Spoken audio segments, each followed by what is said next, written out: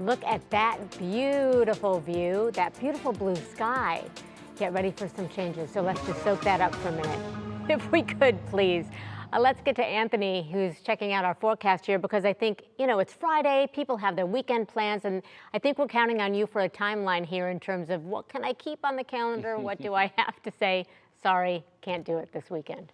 Well, happy TGIF, right? I mean, it's still Friday. It's cold. We have a little bit of flurry activity, but if you're going to be out and about, maybe heading to the Cavs game or doing any fun activities, you're going to need the heaviest of the jacket and layers underneath that heavy jacket as well. This is going to be the type of dangerous cold that's going to be coming with those dangerously cold wind chills that's already here, and it's going to be lasting for the next 12 hours or so, and it's going to remain cold pretty much for the next 10 days. How about that, right? So the cold is here, and we've been dealing with the cold and a little bit of flurry activity off to the east, but that has since dissipated. Overall, we're looking at partly cloudy to mostly cloudy skies. Everyone is in the single digits besides Dover. Everyone is in those double-digit sub-zero field lights besides Dover. So yeah, overall, everyone will continue to get closer to the actual air temperature of 0 with those double-digit sub-zero wind chills ranging between 10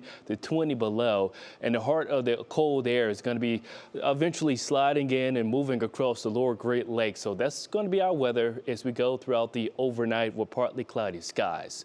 Speaking of which, we have some partly cloudy conditions right now. The sun is kind of playing peekaboo before it sets as we head throughout the next hour and a half or so, but this is the type of cold. You just see all the steam rolling off the top of the buildings, downtown buildings. Any type of moisture in the atmosphere is going to be reacting to all this Arctic air. So we definitely have it single-digit temperatures with these bitterly cold wind chills, dangerous wind chills that's going to be with us all throughout the overnight. So frostbite to any exposed skin. It's going to be likely less than 30 minutes, so make sure you're well prepared if you're going to be heading out. This is where we're heading to as we go throughout the overnight. 4 below. This is no wind chill. This is going to be the actual morning low temperature. I'm thinking we're going to reach that before we get to daybreak for tomorrow with a northwest wind of 5 to 10 miles an hour. So the good news is about Saturday with your National Design Mart hourly forecast, the wind speeds are going to be backing off. We'll call it variable, turning more northeast as we get into the afternoon, anywhere between 0 to 5 miles per hour. But temperatures, they're going to struggle to get out of the single digits. I have us with a high of 10 degrees with clouds increasing as we head into the afternoon and evening. Hey, that's out in advance of our next storm system. Yeah, the winter storm we've been talking about all throughout the past few days is going to be heading in our direction come late Saturday into Sunday. Pretty much all day Sunday, we're going to be in for a steady day of just snow, moderate to even heavy snowfall as we go throughout the afternoon and evening. Here's the overall ingredients. We definitely have the Arctic air, not only for us, a good chunk of the U.S. is under some type of cold weather advisory or alerts. And here's what is low pressure system. This cold air is meeting up with the relatively warmer air down to the south. And it's going to be falling, really taking hold of this overall temperature gradient.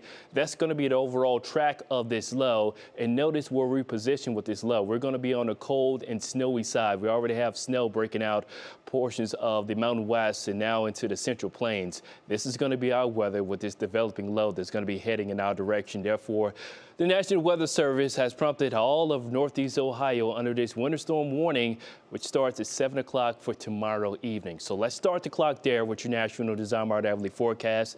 At 7 o'clock, we have increasing clouds. We'll go mostly cloudy as we get closer to midnight. Again, we have a lot of dry Arctic air in place. So yes, we're looking at some scattered snow beginning to trickle in from the southwest, but this dry air is going to disrupt the onset of this snow as we head deeper into the morning. I'm thinking closer to daybreak for Sunday.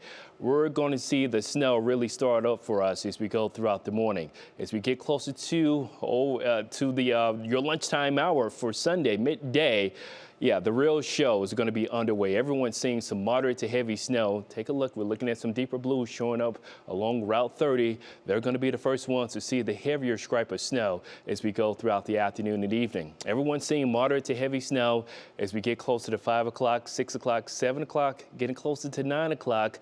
This current model data is now pushing the snow out of here as we get closer to post sunset for Sunday into early Monday with some lingering lake effect snow as we go throughout your Monday. How much snow going throughout that time period? That same model data is showing a gradient of 8 to possibly 14 inches of snow, with the heavier snow really showing up as we get closer to Route 30. For our southern neighbors, this is going to be the snowfall for you guys. Union Home Mortgage 10-day forecast showing the all-day snow for Sunday into Monday. Temperatures in the teens, remaining in the teens for your Monday, then cooling back off with another shot of Arctic air with our next Clipper system Tuesday and Wednesday. Single digits return for highs for Thursday and Friday.